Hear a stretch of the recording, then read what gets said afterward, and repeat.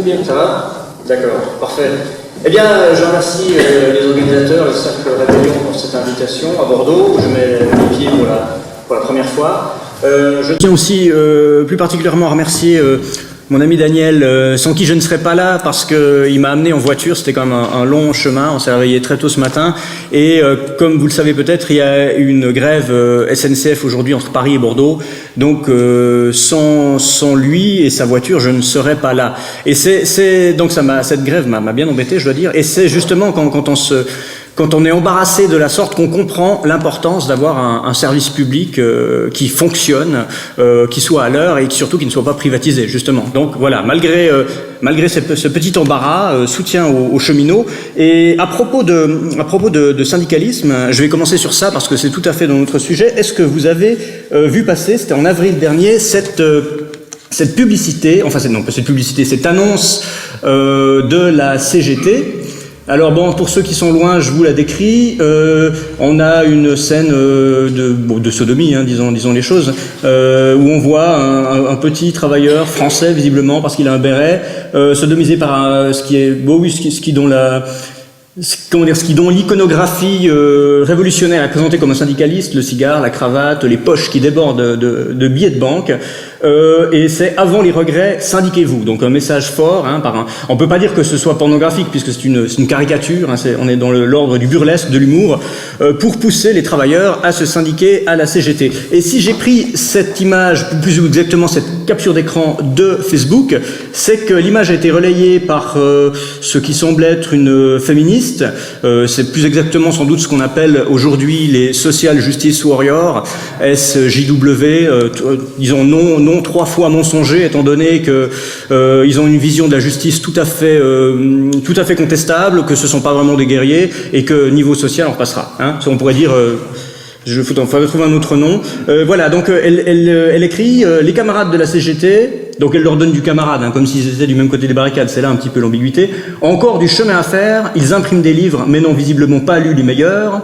Et petit rappel, puis ensuite elle met un article pour expliquer que la sodomie est une injure. En fait, ce qu'elle reproche par cette image, c'est d'être éventuellement homophobe et de manière plus générale de laisser entendre que l'acte de sodomie, qu'il soit homosexuel ou hétérosexuel, est forcément un rapport de domination. Alors, certes, dans la pratique de la chambre à coucher, ce n'est pas forcément le cas, mais dans la tradition populaire, se faire enculer n'est pas tout à fait un symbole d'horizontalité. Hein. Il y a quand même un petit côté hiérarchique, humiliant et dominateur.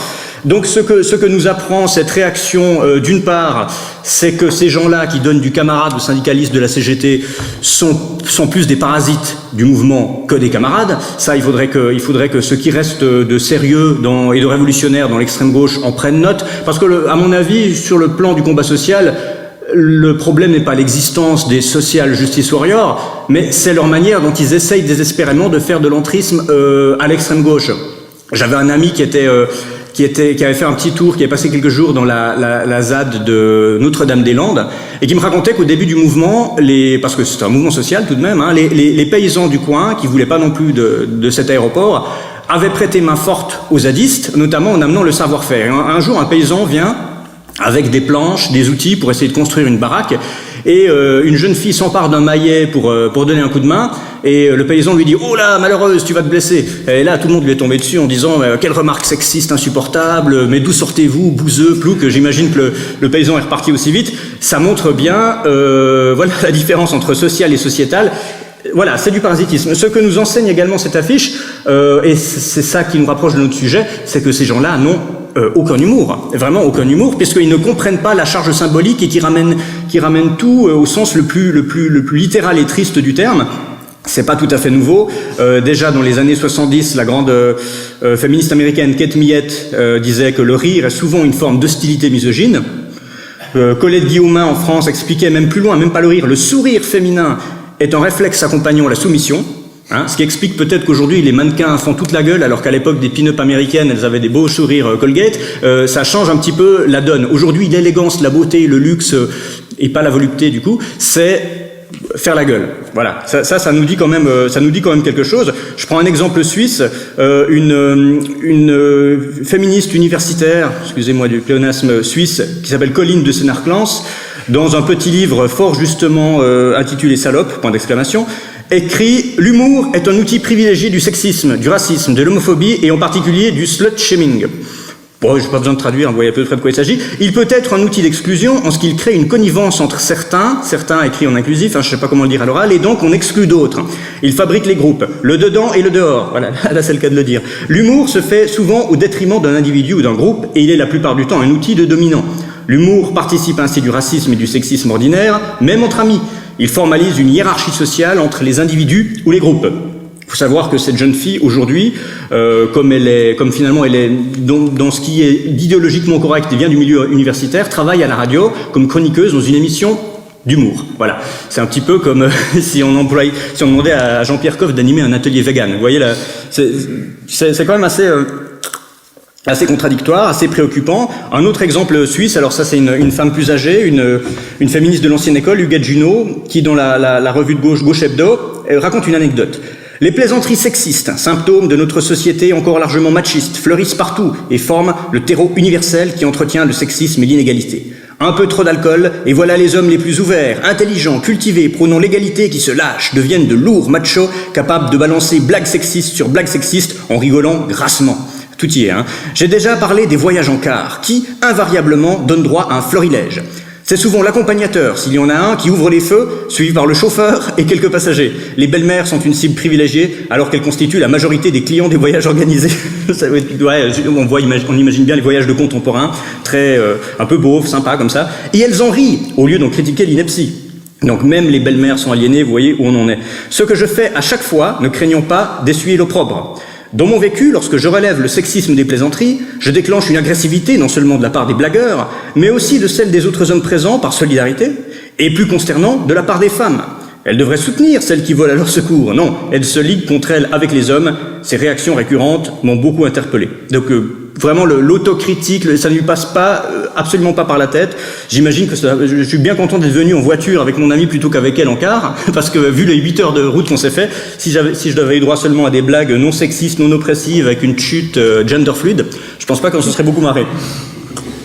Alors voilà, ce que je fais maintenant, aujourd'hui c'est un peu un état des lieux, je vais vous citer d'autres extraits de presse, parce que la revue de presse est toujours un bon moyen de voir à peu près où on en est. Donc voilà, le néo-féminisme actuellement pêche surtout par esprit de sérieux. Il y a une défiance pour le second degré, l'ironie, la dérision, tout ça est suspect, comme dans les régimes totalitaires, et c'est le propre du puritanisme. Ça peut faire penser, pour prendre un exemple qui touche aussi au rapport entre les sexes, aux précieuses ridicules de Molière. Molière avait bien compris tout le potentiel humoristique qu'il y avait là-dedans, alors que dans une certaine bonne société, à l'époque, ça ne fallait surtout pas rire de ça, parce que c'était incorrect. Alors qu'il nous faudrait un nouveau Molière aujourd'hui pour, je sais pas, nous raconter l'histoire d'un workshop décolonial, queer positif, inclusif, interdit aux cisgenres, straight, hétéronormatif. Là, il y aurait, puisque Molière jouait beaucoup sur le snobisme, la pédanterie, les néologismes inventés par les précieuses, alors là, nos précieuses actuelles, avec leurs anglicismes et leurs mots bateaux, y aurait de quoi dire. Et c'est pour ça que, pour peu qu'on soit un petit peu critique de tout ça, le rire peut être vu comme une forme de résistance, voire même un rire de déconstruction, pour reprendre un de leurs mots. Déconstruisons les déconstructeurs, je crois que c'est la formule de Zemmour, et je la trouve assez juste. Et quoi de mieux pour déconstruire la pédanterie que le rire.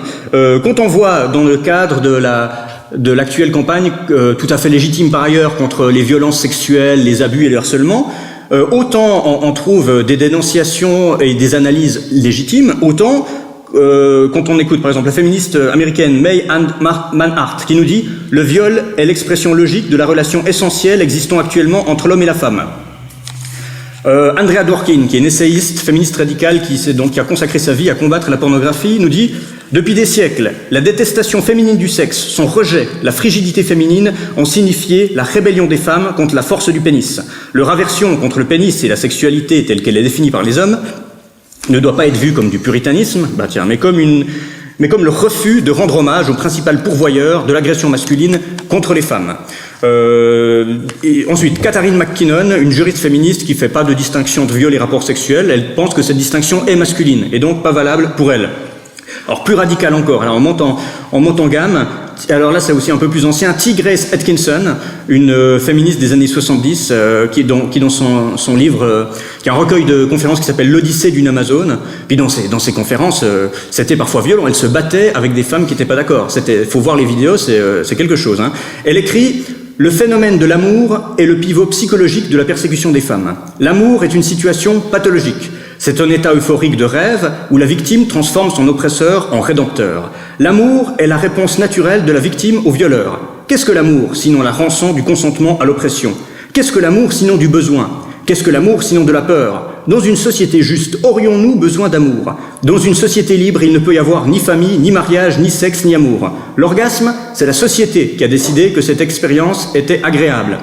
Alors autant, comme le disait Onfray au sujet de Freud, il y en a qui ont universalisé leur névrose, certaines ont aussi universalisé leur frigidité, ou du moins essayé. Grace Atkinson, donc cette féministe, appelle à se suicider en tant que femme, c'est-à-dire pas se suicider réellement, mais abandonner cette fois son identité, et c'est plus que du genre, là, c'est du sexe, hein. L'autodestruction plutôt que l'amour, qui est une évasion mentale, donc un miroir aux alouettes. On retrouve toujours cette idée dans ces radicaux de morbidité, d'anéantissement, d'autodestruction, de masochisme, et en même temps, on ne s'en étonnera pas de la part des puritains, parce que l'idée de dire « je reste vivante, mais je me suicide en tant que femme », ça peut faire beaucoup penser à certains rites catholiques dans les couvents, ou les bonnes sœurs. Il y a ce rituel que vous connaissez peut-être, qu'on voit parfois dans les films, je sais pas, dans la religieuse de Diderot, des films comme ça, où on voit que la bonne sœur, je sais plus si elle rampe ou elle s'agenouille, elle est recouverte d'un voile, et ensuite le voile se retire, c'est comme une nouvelle vie. Donc ça y ressemble beaucoup. Son idéal d'émancipation, en fait, c'est quand même pas tout à fait la mort, mais j'ai envie de dire presque sur le chemin du temps, c'est la ménopause. Alors, pourquoi pas, c'est original, disons, la ménopause est tellement moquée et dévalorisée que quelqu'un qui en dit du bien, c'est plutôt sympathique. Mais, qu'en dit-elle? Elle dit « La femme âgée du mouvement des femmes est libérée de tous les faux espoirs. » Et l'espoir est toujours une extravagance politique. On peut considérer la femme âgée comme un déchet, mais on peut aussi la considérer comme un authentique leader de la libération des femmes, parce qu'elle est libérée de sa féminité. Donc là, on voit très clairement qu'elle oppose féminité et féminisme. La meilleure féministe est celle qui s'est libérée de la féminité. Et c'est là où il y a une rupture nette avec l'histoire du féminisme classique qui, quoi qu'on en pense, avait une cohérence dans la mesure où c'était une défense des femmes, presque corporatistes des fois, des salaires, des droits, et dont les femmes profitaient réellement sur des bases matérielles et concrètes, parce que le sujet de ce combat, c'était la femme. Or, le sujet du nouveau féminisme, ce n'est plus la femme, puisque la femme est niée. On ne sait plus tellement ce que c'est, mais en tout cas, déjà, le terme même de féministe, j'imagine, pourrait être contesté. Et puis, effectivement, ça parle toujours de sexe, comme, enfin, les puritains sont ceux qui parlent toujours le plus de sexe.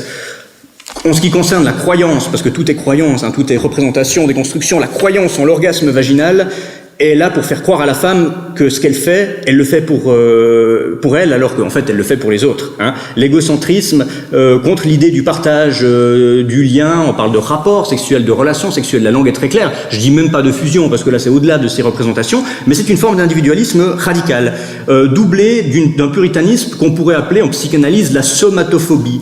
La peur du corps des autres, mais même surtout de son propre corps, que hier on trouvait sous la forme de misogynie, notamment misogynie religieuse, mais qui était prononcée par les hommes sur l'autre sexe, et qui aujourd'hui est prononcée par les femmes sur le leur. C'est pour ça que dans le cas de cette haine qu'ont certains hommes, je parlerai de misogynie, hein, c'est le terme habituel. Dans le cas des femmes, je parlerai de féminophobie. Hein, quand Saint Jérôme disait que la maternité est une tuméfaction de l'utérus, ou dans un registre plus laïque, quand Rimbaud parlait de la femme en disant « Ô femme, monceau d'entrailles », bon, il préférait l'autre sexe, c'est peut-être pour ça, mais dans les deux cas, oui, on pourrait dire aujourd'hui « Ah oui, c'est affreusement sexiste et misogyne ».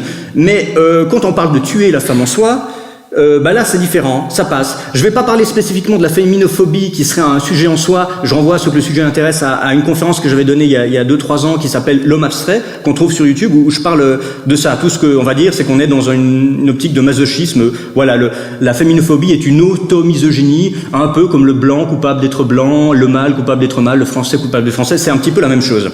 Alors, bon, ça c'est vieux, hein, cette Grace Atkinson, c'est les années 70, mais vous aurez remarqué que toutes les femmes que j'ai citées pour parler de ça, c'est-à-dire cette association du viol à toute relation sexuelle, sont américaines.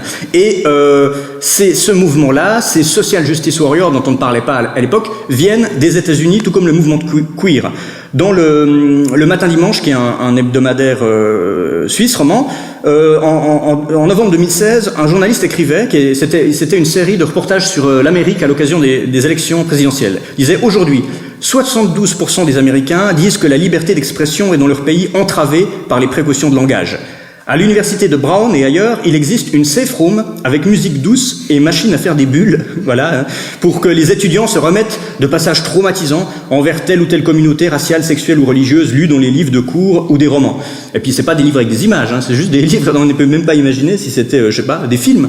Vu ce que un jeune européen standard lit à partir de 12-14 ans, on serait tous dans des cellules de crise avant l'adolescence, si on fonctionnait de cette manière-là. Et dans les universités américaines, il y a ce terme qu'on retrouve d'ailleurs sous les réseaux sociaux anglophones, si vous y allez. Sur les réseaux sociaux, on trouve ce TW, ça veut dire Trigger Warning.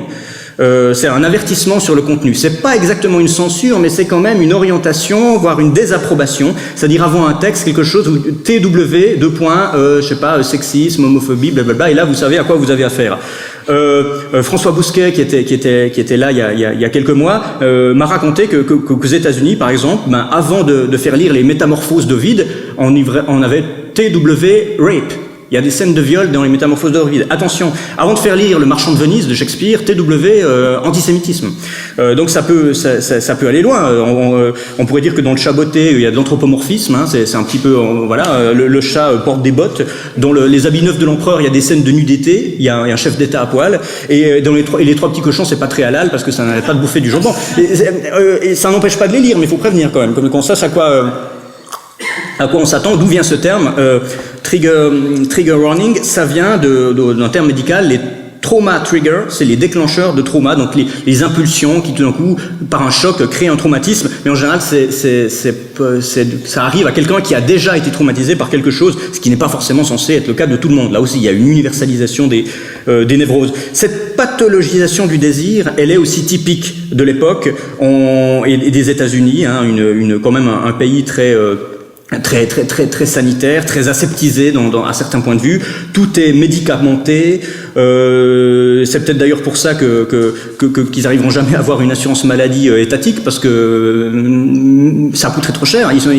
C'est plein de maladies imaginaires. Donc il y a un peu ce côté-là. Donc maintenant, même ce qui n'est pas maladie est pathologique. Je viens peut-être de le faire en parlant de somatophobie. C'est peut-être un peu de la mauvaise foi, mais je pense vraiment que certains ont un problème. C'est pas pour autant que je vais les médicamenter. Mais maintenant, des personnalités publiques qui ne sont pas pour autant des violeurs, mais qui auraient une libido un peu trop grande. Je crois que c'était arrivé à quoi? Tiger Woods, c'est quoi, un joueur de golf, ouais. Il a reçu des conseils qui étaient d'ordre médicamental. En France, on aurait dit ce type est un bon queutard.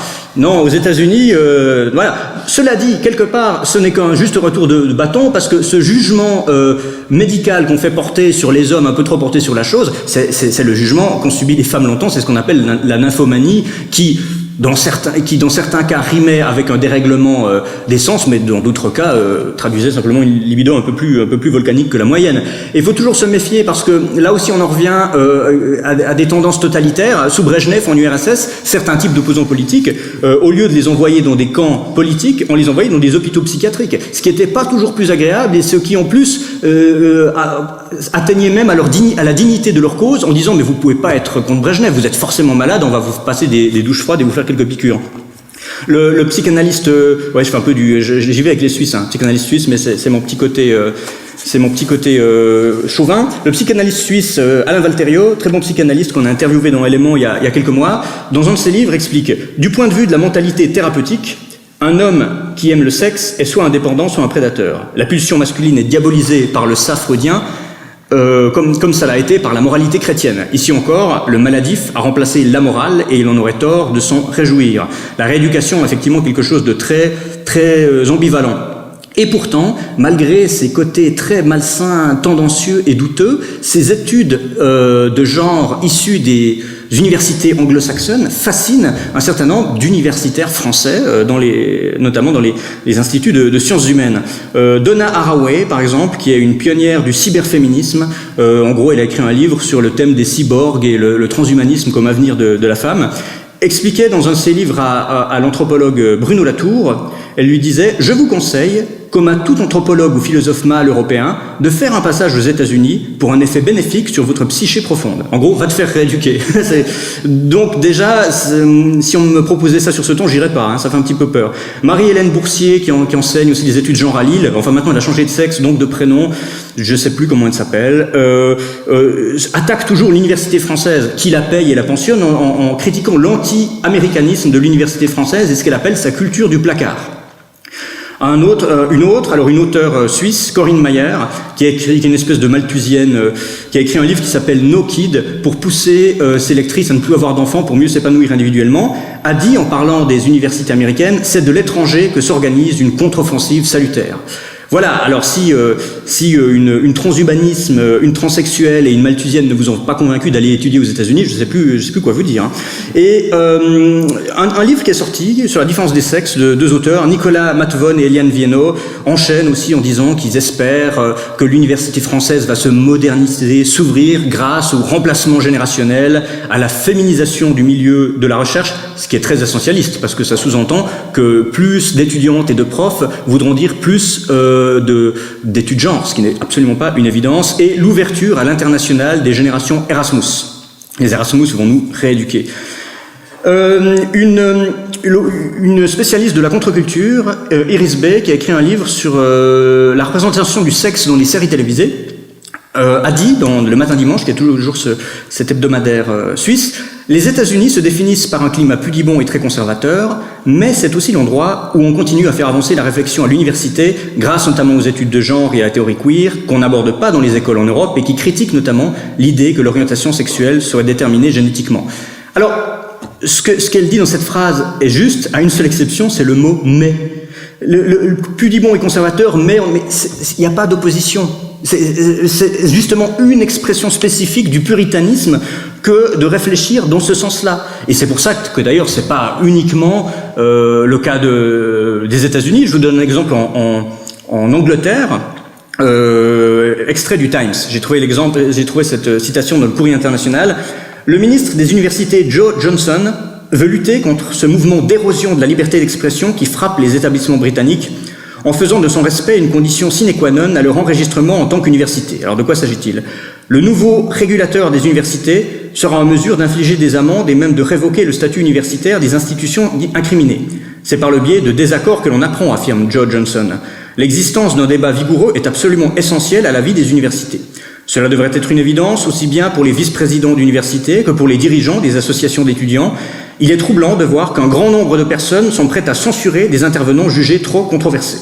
C'est la marque d'une pensée confuse et d'une malhonnêteté intellectuelle au sein des universités. Or, ces établissements sont justement l'endroit où ce type de raisonnement devrait être dénoncé. La pratique, j'enchaîne avec les anglicismes, du no-platforming revient concrètement à museler les esprits. L'objectif est, paraît-il, de protéger les étudiants peu habitués à la confrontation, parfois brutale, avec des opinions différentes concernant la politique, le sexe, les origines ethniques ou l'identité. En gros, ce ministre intervient pour remettre de l'ordre dans les universités parce qu'il y a trop d'orateurs extérieurs censurés. Voilà, en gros, on a failli être victime aujourd'hui de no platforming. Voilà, c'est comme Monsieur Jourdain faisait de la prose sans le savoir. Ceux qui ont voulu nous interdire en fait du no platforming sans le savoir. Faut pas leur dire parce que ça va leur paraître encore plus cool. Mais c'est le problème qu'il y a actuellement et qui ne m'étonne pas du tout parce que dans nos universités actuelles, c'est aussi un petit peu comme ça. Voilà, pour pas que les étudiants peu habitués à la confrontation doivent se cacher dans leur safe space dont on parlait avant. C'est quand même assez étonnant quand on sait, et chez nous, et c'est aussi valable à l'étranger, que les instituts de sciences humaines sont souvent les parents pauvres financièrement de l'université. Évidemment, l'État préfère investir dans les microtechniques, les sciences, l'informatique, et on a toujours eu des problèmes, je viens aussi de fac de lettres, on a toujours eu des problèmes de budget. Comment se fait-il alors qu'on encourage des choses aussi peu rentables et aussi peu farfelues? Parce que le problème, c'est que non seulement ça coûte de former ces gens, mais en plus, il y a peu de débouchés. Quand vous avez fait ce type d'études, qu'est-ce que vous voulez faire? Tout le monde ne peut pas devenir prof quand même. Alors on invente des nouveaux métiers pour placer les gens. Et les États-Unis ont inventé un nouveau métier qui s'appelle Sensitive Readers. qu'on peut traduire, qu'un journaliste a traduit par des détecteurs de faux pas littéraires. En politique, on parle souvent de dérapage, et ben en littérature, on parle de faux pas.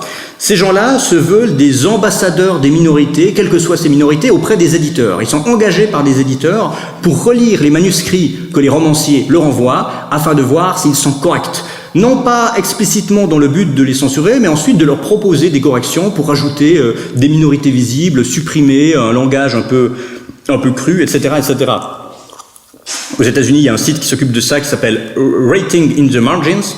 Ouais, excusez mon accent, mais écrire dans les marges. Et sur le site, on lit qu'il s'agit de signaler les préjugés intériorisés et les discours chargés négativement. Vous voyez, on en est. Ça me fait penser à cette anecdote pendant la Révolution française où des gardes nationaux interpellent un type la nuit qui a l'air suspect. Il lui demande son identité, il dit son identité, il lui dit « D'où viens-tu ? Dans quel quartier habites-tu » il dit « Oh, messieurs, je viens de Saint-Denis. » Il n'y a pas de messieurs ici, il y a que des citoyens. Ah, excusez-moi, citoyen, je viens de Saint-Denis. Il n'y a pas de saint, on est tous laïcs, Jésus est en sans culotte. Bon, ben, je viens de Denis. Il n'y a pas de deux, il n'y a plus de particules, il n'y a plus de notes. Ben, ni. Ben, c'est un petit peu ça. La censure du langage est poussée à ce point-là. J'ai appris l'existence de ces reader, sensitive reader à partir d'un article de Slate, qui explique la chose ainsi. Pour ces lecteurs, donc ces correcteurs, en fait, la tâche peut être éreintante. Angel Cruz, conseillère spécialiste en culture philippine, diaspora et catholicisme, pourquoi pas gaucher, asthmatique, allergique au gluten, bipolaire, on peut tout imaginer, hein, toute minorité peut être représentée. Donc cette dame, je suppose son étude, qualifie cette lecture active de travail émotionnel et mental. Positionnée en première ligne contre les préjugés bruts de décoffrage des auteurs, explique-t-elle, vous encaissez pour tous les autres des coups dans les tripes qui peuvent parfois faire très mal. Ces gens sont vraiment très sensibles à la lecture. Hein. Heureusement, pour ces correcteurs, on a des safe rooms. Tout va bien. Et grâce à ça, ils se sont sacrifiés pour nous, simples petits lecteurs. Et une fois qu'on a le livre entre les mains, c'est propre, sans goût, inodore, incolore, tout va bien. Alors, et l'article, on est quand même sur Slate, on imagine bien que c'est pas une condamnation unilatérale. L'article ajoute, si des auteurs de tout milieu ont recours à des détecteurs de bévues, l'image révoltante du blanc escorté sur le chemin de la réussite littéraire par d'invisibles minorités persiste. Voilà. Hein. Quand on lit ça, on dit mais donnez-leur des chaires d'enseignement à ces gens-là. S'il faut vraiment les occuper, créer des postes d'enseignement pour qu'ils laissent les éditeurs et les auteurs tranquilles, quoi. Ou alors que ces romans ils les écrivent eux-mêmes et on verra ce que ça vaut. Donc oui, on pourrait plutôt que corriger, que caviarder les textes des autres, faites-nous un beau roman avec des romanichels transgenres hindouistes en surcharge pondérale ou qui réunissent en eux toutes les minorités possibles.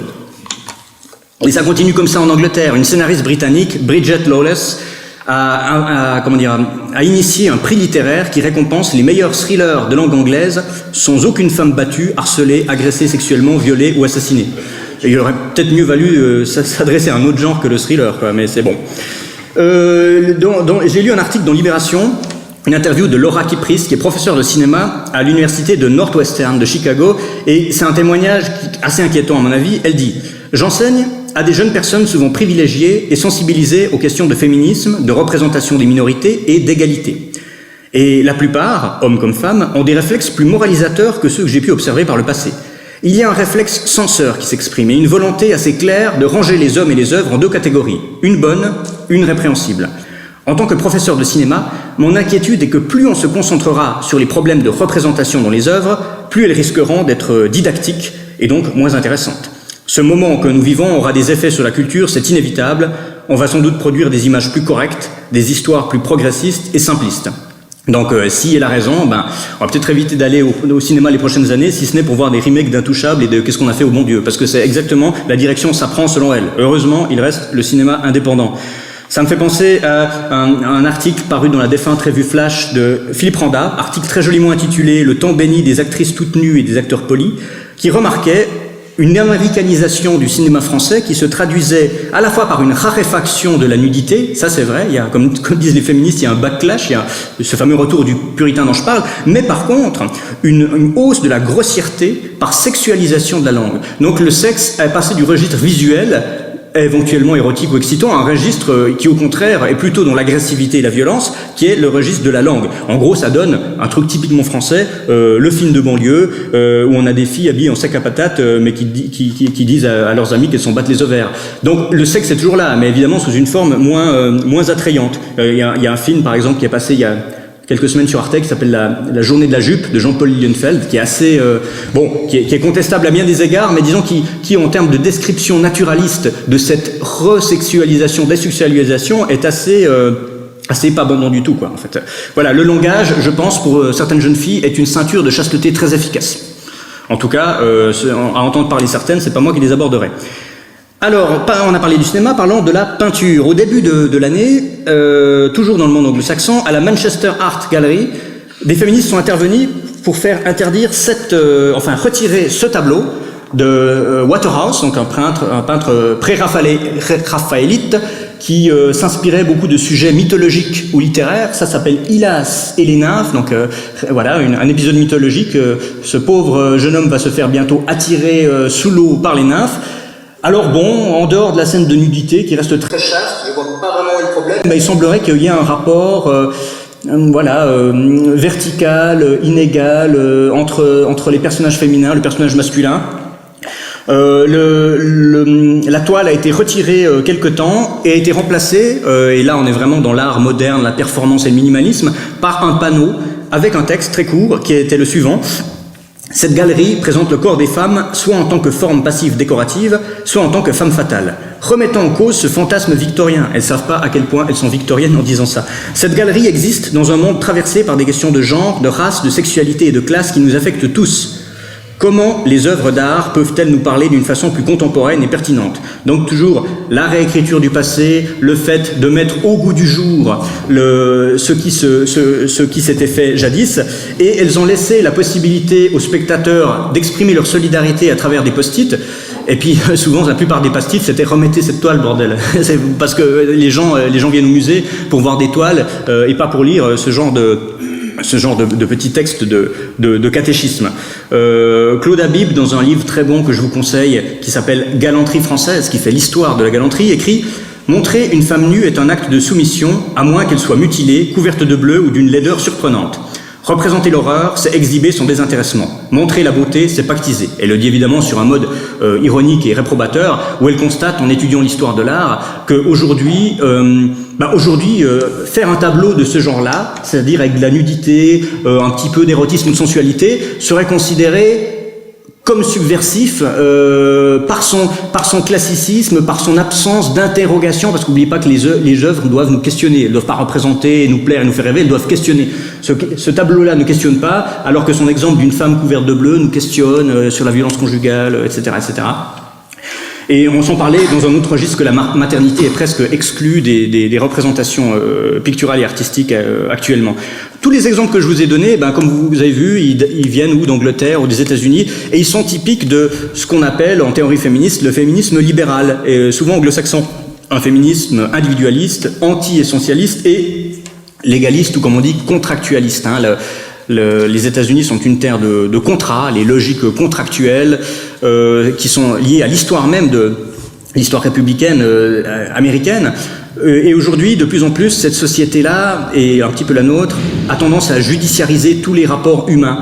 Les règles juridiques, en fait, remplacent les lois symboliques qui disparaissent. Elles n'apparaissent pas pour rien. À force de déconstruire, de désymboliser, on remplace les mœurs par des lois. C'est toujours comme ça. Ce qui, en soi, n'est d'ailleurs pas très libéral. Mais sous la forme américaine, ça se tient. Les liens intimes sont les plus pénalisés. On nous bassine quand même beaucoup. Quand on veut parler des violences des femmes, on nous parle davantage des femmes qui tombent sous les coups de leur mari que des agressions de Nouvel An à Cologne, par exemple. Il y a quand même une orientation dans cette dénonciation à sens unique. Encore que les deux soient condamnables, on est d'accord, mais on nous dit l'ennemi est dans le foyer et pas dans la rue. Et ce qui a amené, surtout à la suite de l'affaire Weinstein, mais ça existait déjà bien des années avant, sur les campus, où semble-t-il, il y a souvent des dénonciations pour viol ou abus, surtout dans les confréries où les étudiants en boivent beaucoup, à établir de manière presque obligatoire une consent theory, une théorie du consentement, c'est-à-dire des contrats, mais vraiment de vrais contrats, que les jeunes gens qui draguent ou se font draguer doivent signer avant de passer à l'acte. On est dans l'explicite total, ce qui évidemment correspond peu à notre vision européenne du romantisme, du flou et de l'improvisation. C'est pas très spontané, pour éviter ce que les Américains appellent le date rape. Ils ont toujours ces mots valises qui sont incroyables, donc le rendez-vous de viol. Voilà. Et des fois, ce consentement peut aller très loin. Il y a 2 jours, je lisais dans la presse suisse qu'une experte australienne en éducation sexuelle préconisait de demander leur avis aux bébés avant de changer leur couche. Oui, parce que c'était une violation de l'intimité du petit de le mettre à nu ainsi.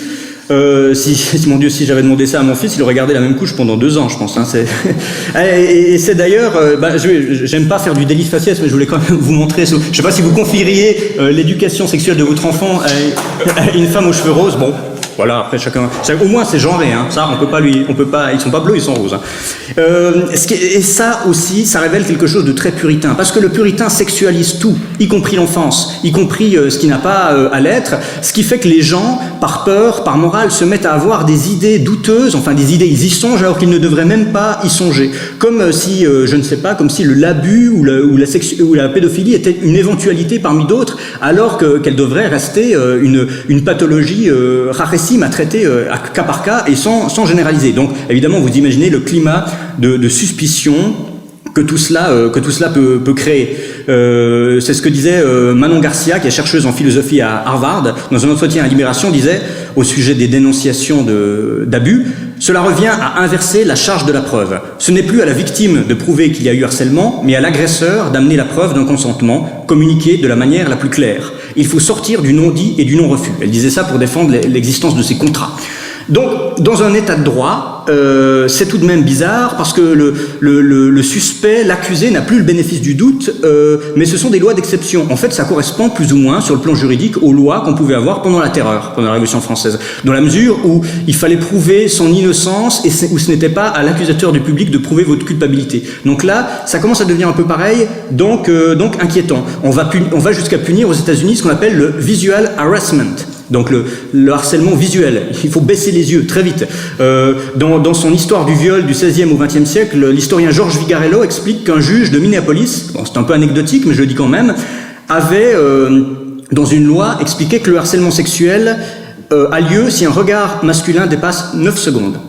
Donc moi je pense que à Minneapolis, je m'amuserais à faire comme les bandits dans les films policiers, dans les vieux films, quand ils téléphonent à la police et il doit rester 1 minute avant que la police le localise et toujours le bandit raccroche au bout de 59 secondes. Là, je pense que le regard de 8 secondes c'est jouable, mais c'est flirter avec le danger quand même. Hein. Et pour rire, le philosophe Danny Robert Dufour, un philosophe antilibéral dont je vous recommande la lecture, expliquait qu'il s'était livré à une expérience ethnologique qui consistait au cours de sa vie à coucher avec quelques Américaines, et il se disait sur le plan sexuel il n'y a rien à redire, mais tout cela est suivi de douches, d'ablutions, de purification et de désinfection qui fait que c'est justement ce paradoxe d'une certaine liberté sexuelle accompagnée de puritanisme. C'est comme, si vous vouliez aller dans un donjon SM, mais que vous teniez à ce que le fouet soit en cuir synthétique et non animal. Ça peut paraître paradoxal, mais pour l'Américain, ça semble tout à fait... je fais des grosses caricatures, je suis jamais allé aux États-Unis, c'est horrible ce que je dis, mais il y a quand même quelque chose. Hein. Et ça, effectivement, comme l'a bien dit Mademoiselle, ça tient beaucoup à cet héritage victorien, de protestantisme victorien. À une époque, je sais plus dans quel pays exactement, mais il était recommandé de ne pas mettre de rideaux aux fenêtres parce que c'était suspect d'avoir dans son foyer des choses à cacher. Là, on est un petit peu la même chose. Elisabeth Badinter, qui a écrit beaucoup de bêtises, mais qui n'a pas écrit que cela, dans son livre Fausse route, nous dit: les théoriciennes du consentement rejoignent dans un même élan les manuels de confession du XVIe et XVIIe siècle et la jeune littérature exhibitionniste contemporaine. Voilà, la transparence, c'est à la fois l'hyper-moralisation du type confessionnal, mais c'est aussi à la fois une forme d'exhibition qui confine à la pornographie.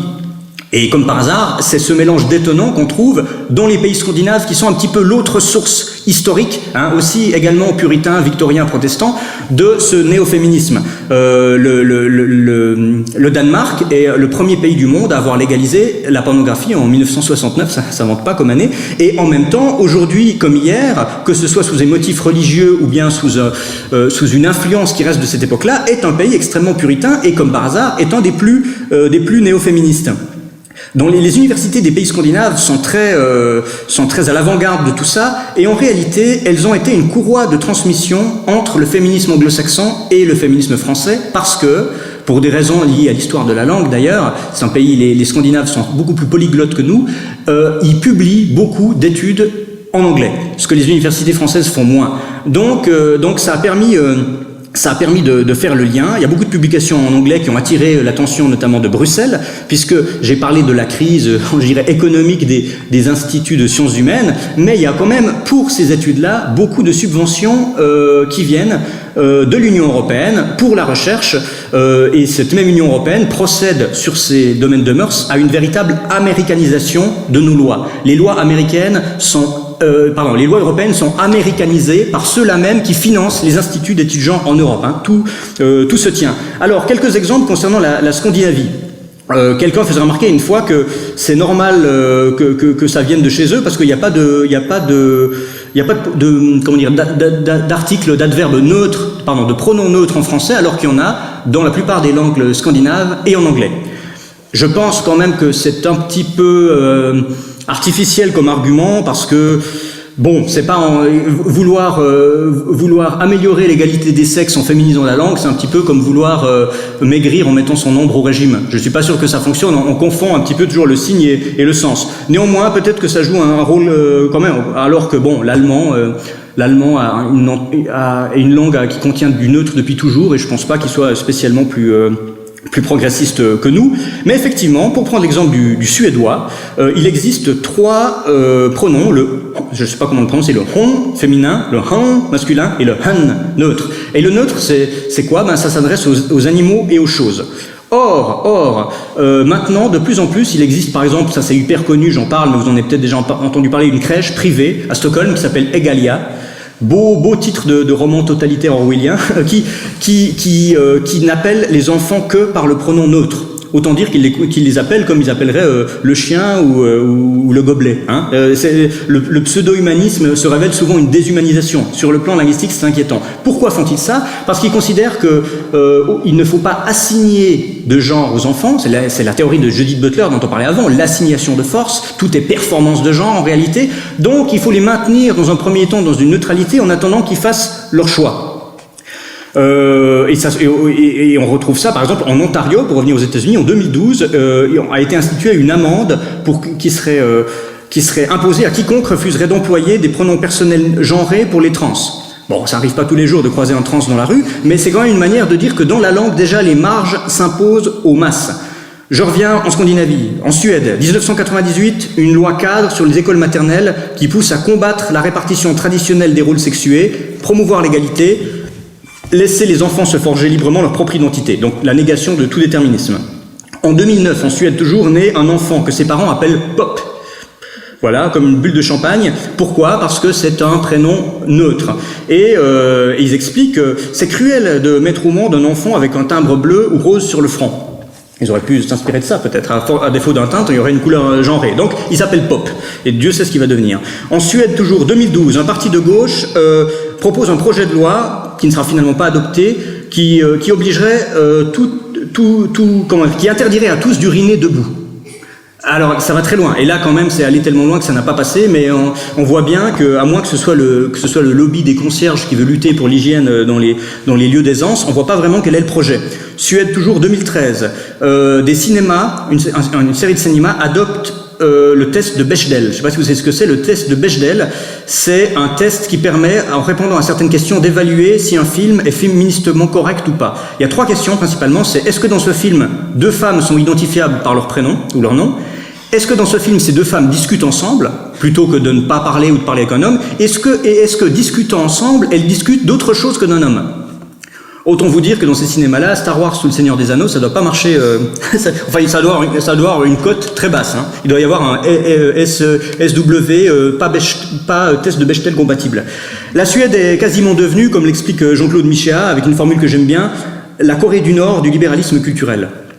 C'est aussi ça qui a amené le concept de l'homme mou. En débarquant dans les villes scandinaves ou en Amérique du Nord, le lien est fait, explique Claude Habib, donc qui est cette spécialiste de la galanterie dont je vous parlais. Une Française est frappée par la rareté des regards masculins. Elle cesse soudain d'être envisagée. C'est une impression curieuse, comme d'avoir perdu son reflet ou son ombre. Peut-être justement parce que ces gens-là ont peur du visual harassment, ou bien alors que dans ce pays-là, le visual harassment, il n'est pas à 9 secondes, mais à 1. Il faut vite faire comme ça, sans quoi on prend la femme pour la méduse de la mythologie grecque et on a peur de se transformer en statue de sel. Ça va devenir vraiment très très angoissant. D'où l'expression « baisse les yeux ». Déjà, à l'époque, un chroniqueur du Crapouillot, toujours assez libre de temps, là on est en 1970, va se promener dans les pays scandinaves et il en rapporte l'impression suivante. Les statistiques révèlent que depuis quelques années, le nombre des agressions sexuelles au Danemark a diminué dans les mêmes proportions que la longueur des vêtements féminins, c'est-à-dire qu'il n'y en a pratiquement plus. Pourquoi ? Sans doute parce que le cochon qui dort chez les anciens vikings, on était déjà dans ce registre-là, a le sommeil plus lourd que chez nous.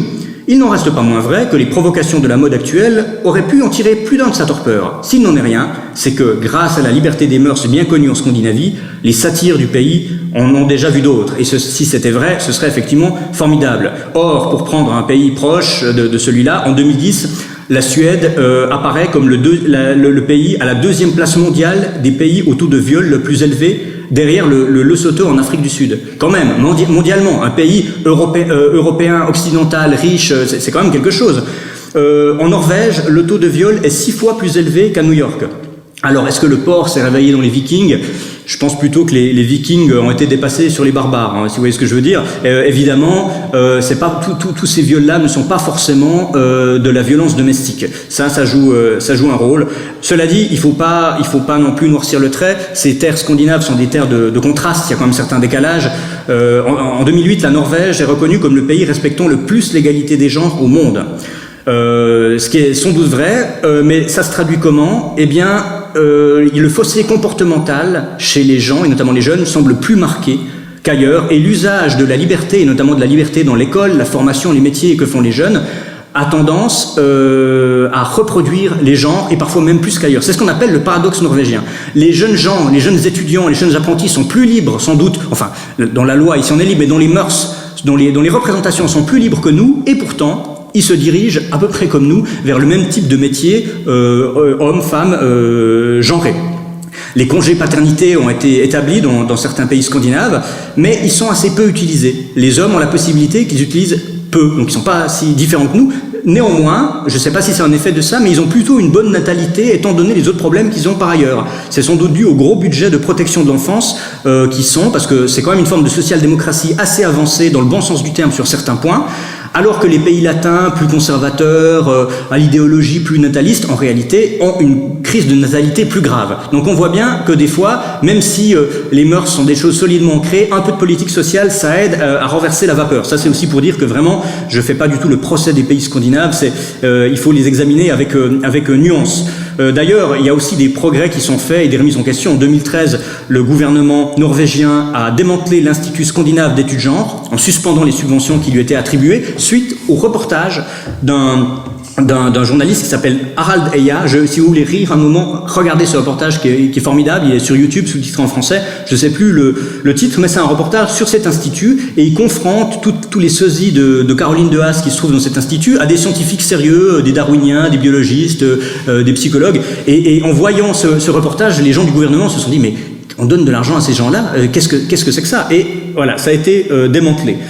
Donc les choses vont dans les deux sens. D'ailleurs, les observateurs étrangers remarquent que chez nous, c'est vrai que les mœurs sont différentes. L'esprit français est quand même assez rétif à la délation, pour plein de raisons qu'on peut imaginer. On n'aime pas tellement ce que Philippe Muret appelait la fièvre cafeteuse. J'aime bien cette expression. Après l'affaire Weinstein, la chroniqueuse américaine Rachel Donadio, dans The Atlantic, explique « En France, on craint d'être accusé de collabo si on balance les noms. Aux États-Unis, l'actrice italienne Asia Argento a été encensée après avoir révélé ses expériences épouvantables avec Weinstein. En Italie, elle a été ridiculisée, critiquée et fustigée par des femmes comme par des hommes qui l'ont qualifiée d'opportuniste dans le meilleur des cas.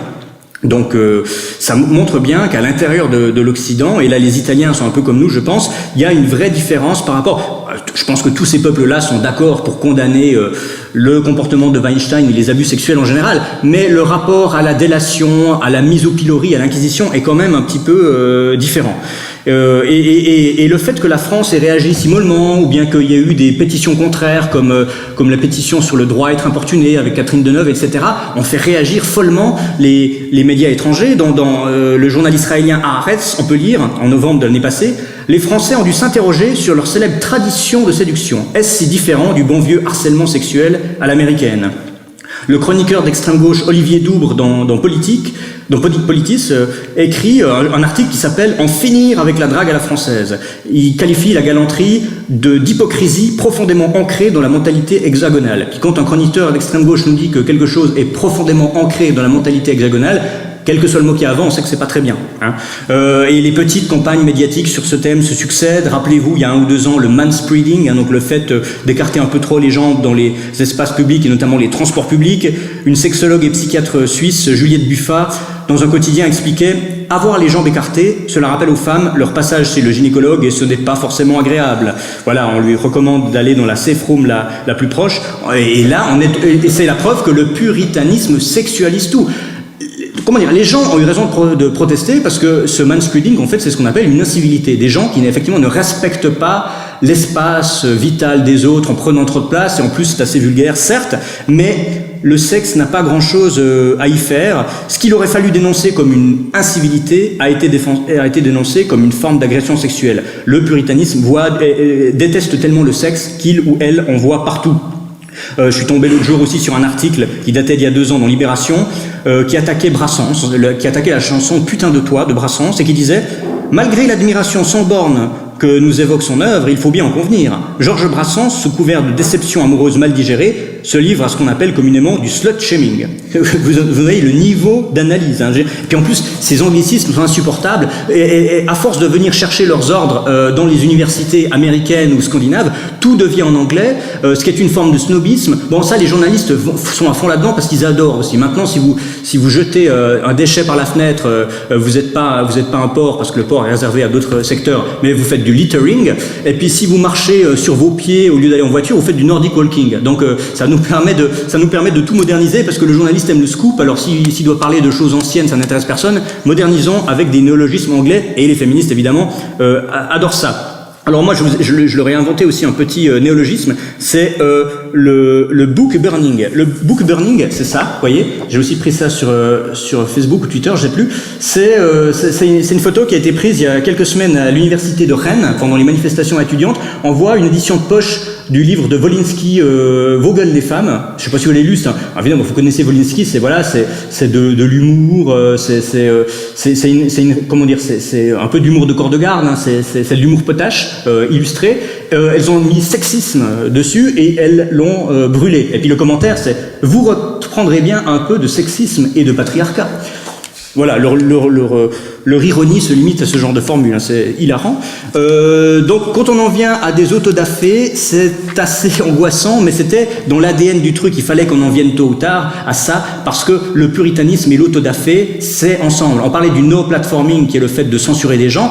Si on censure des conférences, pourquoi ne pas brûler des livres? C'est exactement la même chose, interdire des films, des spectacles, c'est toujours comme ça. Et puis alors on se dit, quitte à brûler des livres ou les réécrire ou les censurer, continuons. Autre article sur Slate qui se fait vraiment le relais de tout ça. Une chroniqueuse écrit un article qui s'appelle « Les œuvres qu'on a adorées petit mais qu'on n'ose plus montrer à ses propres enfants ». Elle écrit, elle critique d'abord tout un Bambi, les Schtroumpfs, tout y passe. Elle dit, et puis tout en disant « Ah mais j'adorais ça quand j'étais petite, mais quand je retombe là-dessus, mais je peux pas montrer ça à ma fille quand même ». Donc on peut dire qu'elle fait du sensitive reading pour sa fille, pour que ce soit elle qui prenne ses coups dans le foie en lisant le Schtroumpf noir, puis alors que sa fille, par contre, elle puisse en être préservée. Et elle considère qu'il faudrait moderniser ses œuvres pour les rendre à nouveau lisibles et passables. Elle écrit il faut réinventer les dialogues stéréotypés, trouver une nouvelle fin sans mariage ni nombreux enfants. Imaginez l'envers du décor, photoshopper les improbables proportions des princes et des princesses, les dessiner avec des poils, inventer de nouvelles schtroumpfettes. Voilà donc autant de possibilités de rendre acteurs nos enfants face au carcan de la culture populaire. Et quand une féministe dit culture populaire, je peux vous dire qu'en général c'est négatif. Alors là, l'idée de rendre acteur, réinventer, se réapproprier, non, l'enfant subira ce livre comme il a subi les précédents, parce que c'est évidemment pas lui qui l'écrira. Alors cette campagne Balance ton porc doit aussi s'attaquer à la littérature. Dans le nouveau magazine littéraire, Sophie Rabault, enseignante-chercheuse à l'université Paris 3, toujours des sommités universitaires, écrit, là ce que je vais vous dire, ça va vous paraître de la déconnade ironique, mais quand on lit tout le texte, je vous assure que c'est à prendre au premier degré. Elle écrit « Je ne vois aucune raison à ce que cette saine entreprise s'arrête au bord de la fiction. Seule une action collective des lecteurs, lectrices et personnages, même les personnages doivent prendre des pancartes, permettra de mettre au jour la violence enfouie dans les pages de la littérature mondiale.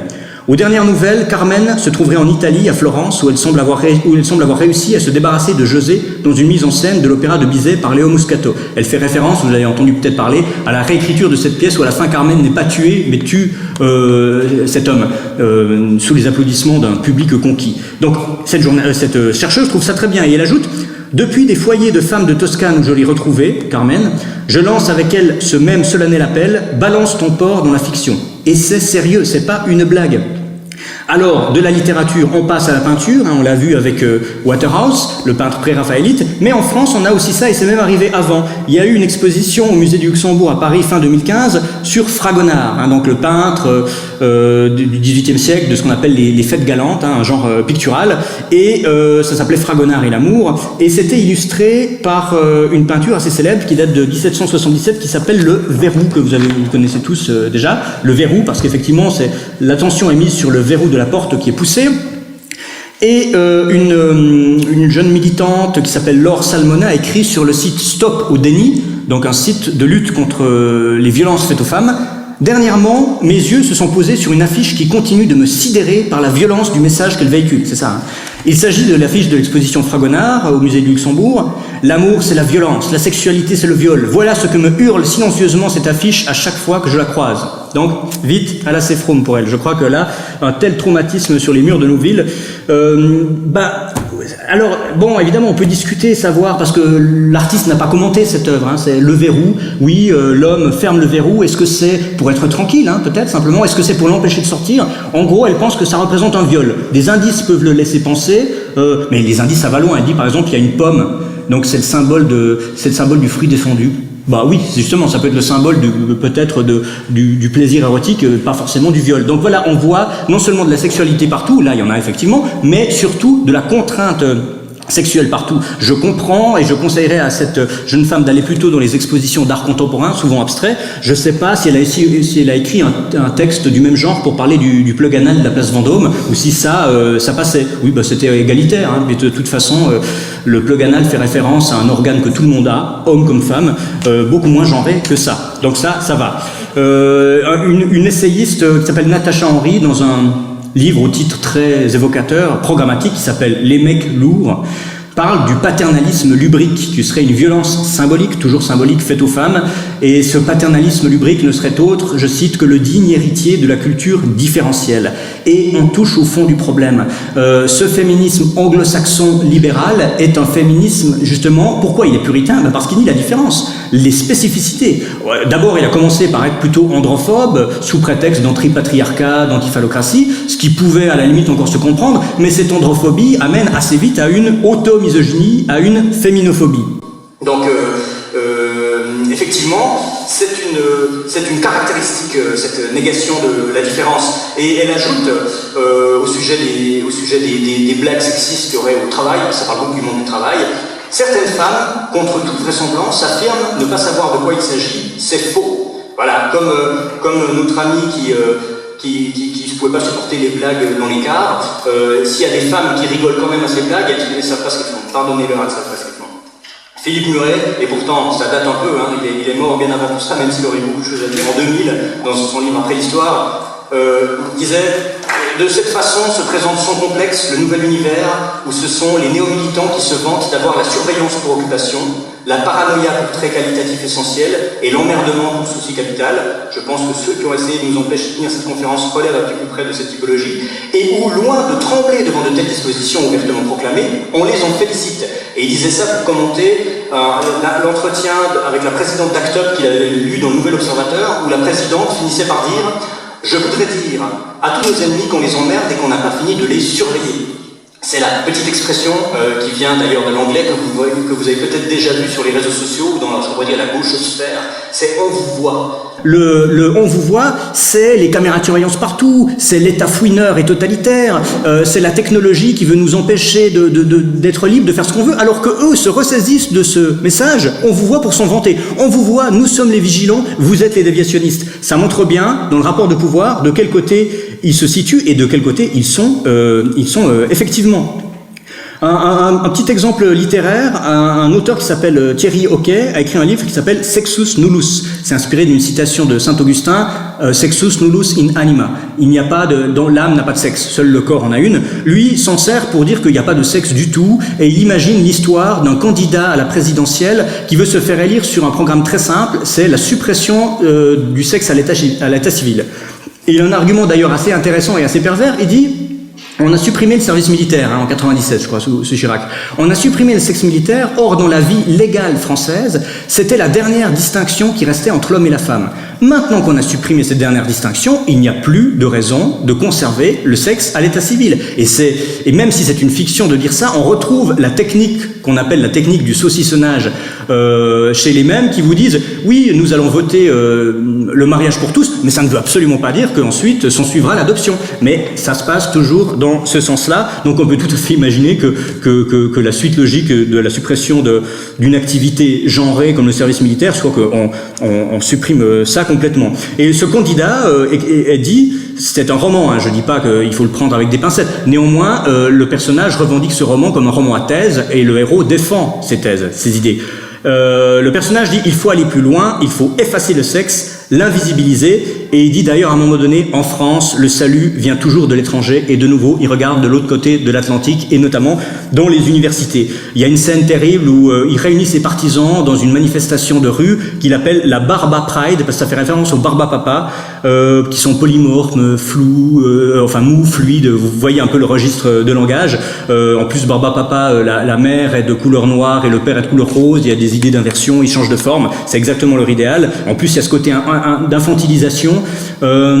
Il invite, il y a Conchita Wurst qui vient chanter dans la manif, et Dana International, un artiste transgenre israélien. Tout y est, là, c'est le festival. Et ses partisans viennent déguisés en Petit Prince. Donc on retourne vers l'infantilisation des adultes déguisés en pyjama, comme ça. Pourquoi ? Parce que tous revendiquent la phrase de Saint-Exupéry du Petit Prince, on ne voit bien qu'avec le cœur, l'essentiel est invisible pour les yeux. Jolie phrase si ça veut dire que l'habit ne fait pas le moine et qu'il faut pas se fier aux apparences, mais ce qu'ils veulent dire, c'est que le sexe n'a pas d'importance. Cacher cette différence que je ne saurais voir, on est dans le déni, et qui dit déni du physique dit puritanisme. C'est très proche quand même de ces puritanismes religieux chrétiens, le mal de la chair contre le bien de l'esprit désincarné. Le Petit Prince, c'est une figure de l'esprit désincarné, et dans tous ces sigles, maintenant le cycle complet de ces mouvements, c'est LGBTIQA.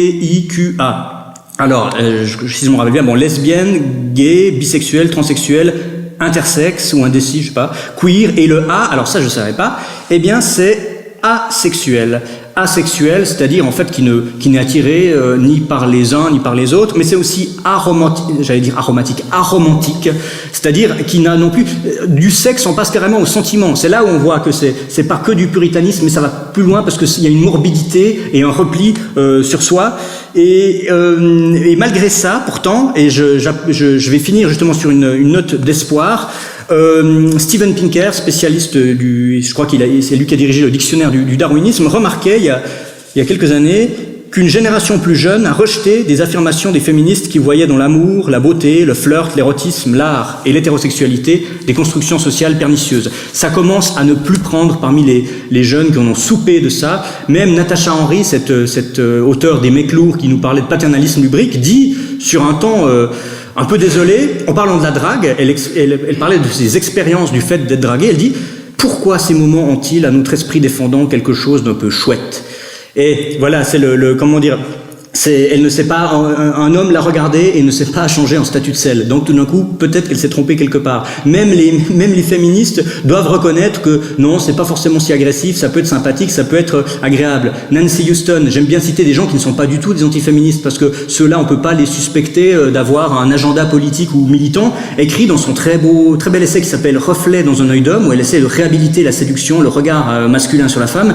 Elle écrit « Les hommes ont une prédisposition innée à désirer les femmes par le regard, et les femmes se sont toujours complues dans ce regard parce qu'ils préparaient leur fécondation. » Bon, c'est un peu, moi je dis, c'est un peu réducteur.